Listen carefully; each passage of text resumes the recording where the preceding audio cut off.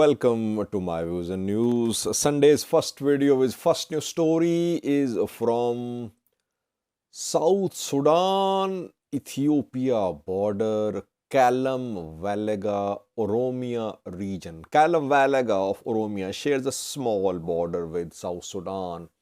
It shares border with Gambela region of Ethiopia too, and Gambela shares border with South Sudan.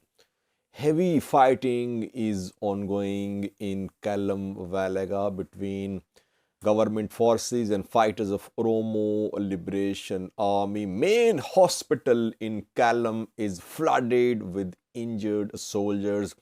We have details for you. Secondly, Wellega, East Wellega, West Wellega, Wellega, where large-scale displacements are being seen, displacements of ethnic Amharas, Oromos as well.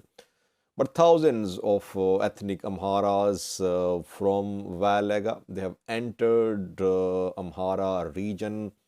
We have details for you. Are any international organizations providing aid to these thousands of IDPs of Wellega?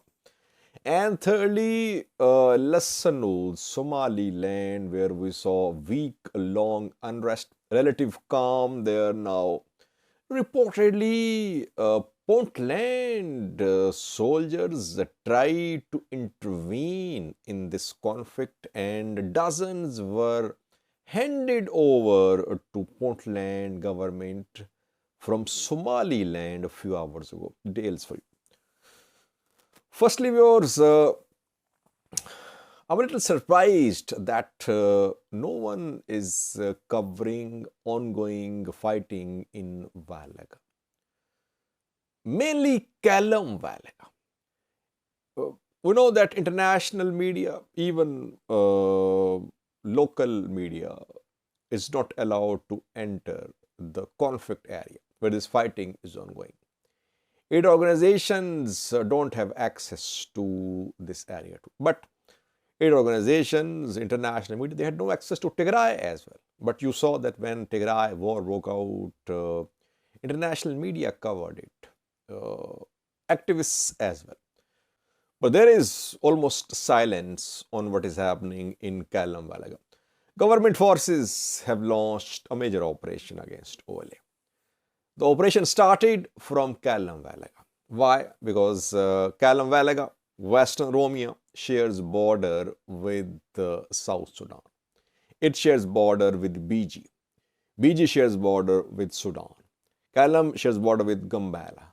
Gambela borders South Sudan. Purpose of starting this operation by Ethiopian National Defense Force, regional forces, was to trap OLA, to stop OLA from fleeing into Sudan or South Sudan. That is why from Benishangul Gumuz region of Ethiopia through Assosa, ENDF entered Wellega. And from Gambela through Gambela city, government forces entered Wellega, and through Oromia as well, they reached Wellega. So from three directions, this offensive was launched on OLA. OLA is now under a siege, you can say. OLA cannot flee to neighboring countries. It will have to repel this attack, or it will have to ensure its survival somehow. What is happening is that Dambidolo is the main city of Wellega, capital, you can say, main city of this zone. Dambidolo is serving as the headquarters of government forces.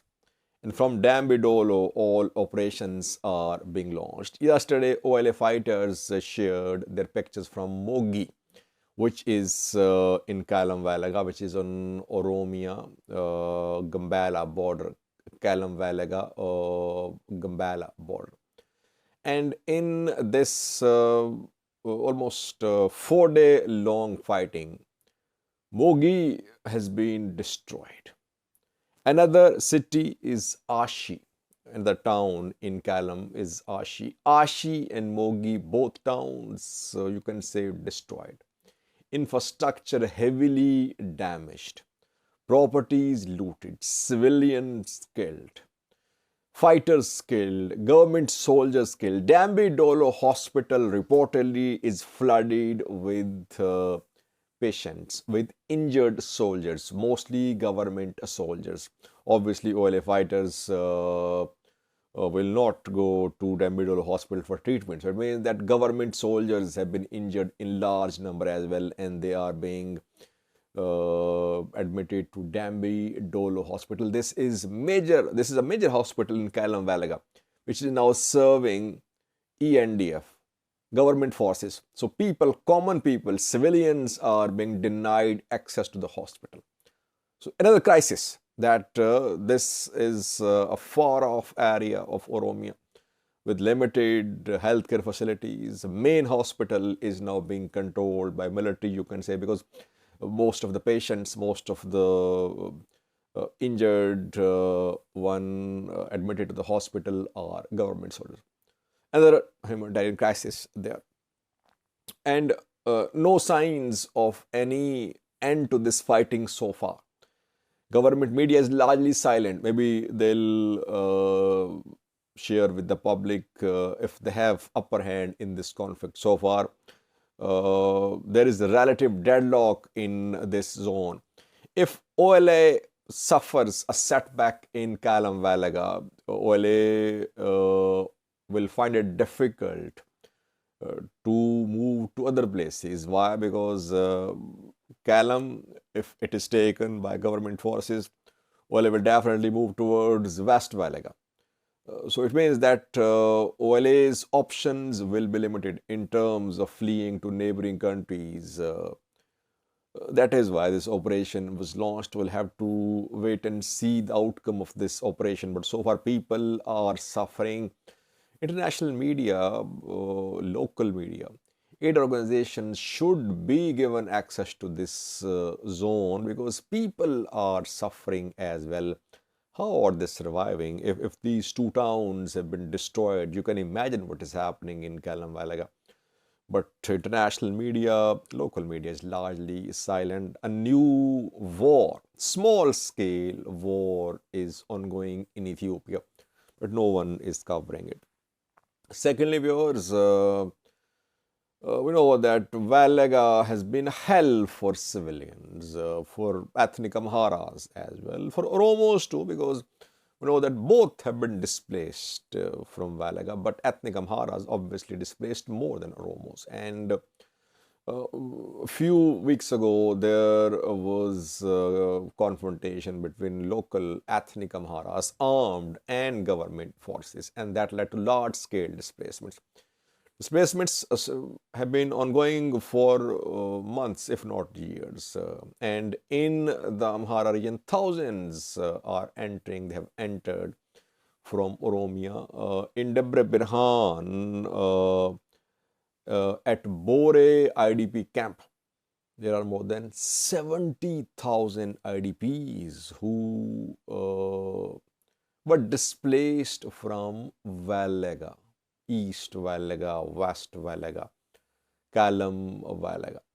Then in Volo as well, like in Habro, there are more than 14,000 IDPs and most of them are from Wellega.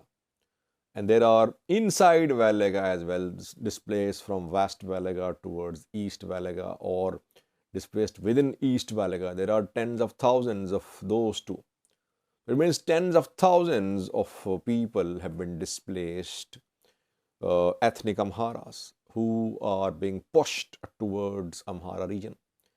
But inside Amhara region, who is giving food and aid to these displaced people? Are any international organizations providing aid on regular basis to these IDPs from Wellega who are in Amhara? No. What we have learned is that only USAID delivered some support off and on. Locals are supporting, government is supporting to some extent.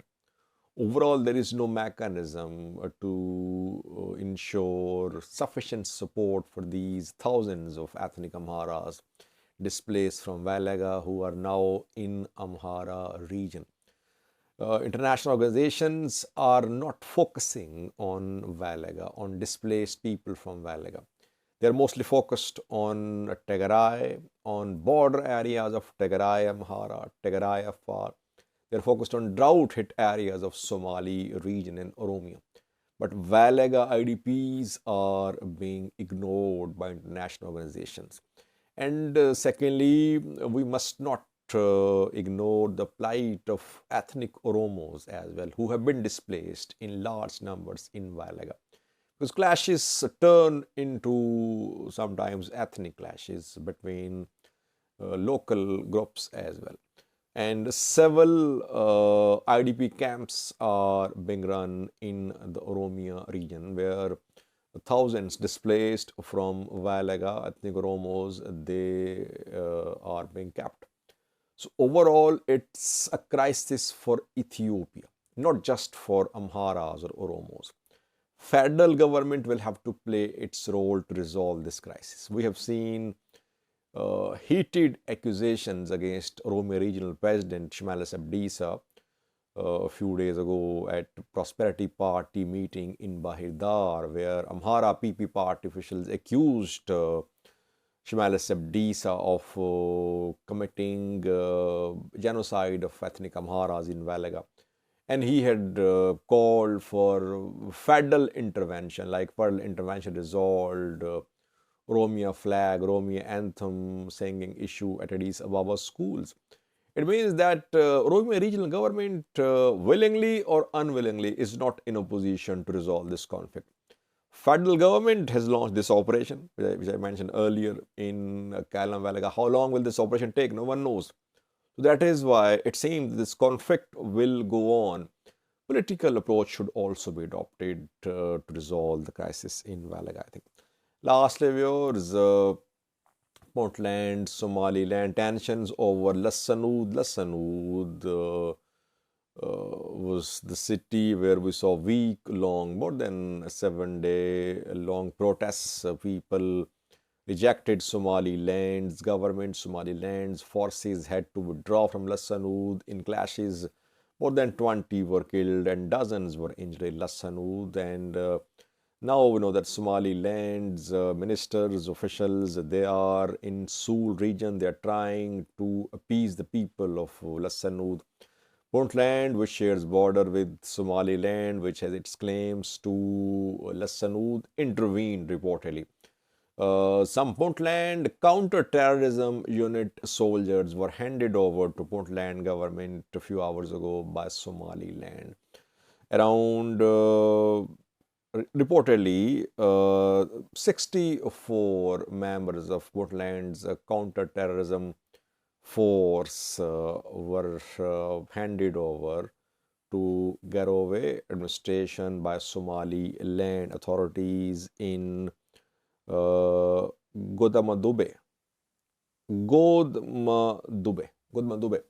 which is on Puntland Somaliland border. How did these 60 Puntland soldiers manage to enter Lasanood? Reportedly, they tried to intervene in Lasanood conflict. That is what Somaliland's officials are saying. But Somaliland decided to hand over these soldiers back to Puntland government. Was Dini, Puntland president, on board regarding the infiltration of these Puntland soldiers into Lasanood, Somaliland? It's not clear. Maybe he was not on board. Maybe some counter-terrorism unit commander took this initiative of fueling the conflict. Though it's hard to believe that Dini was not on board. Whatever the case was, now the soldiers, the officials of counter-terrorism unit of Puntland have been returned to Puntland government by Somaliland. Relative calm in Lasanood, no fighting, no clashes.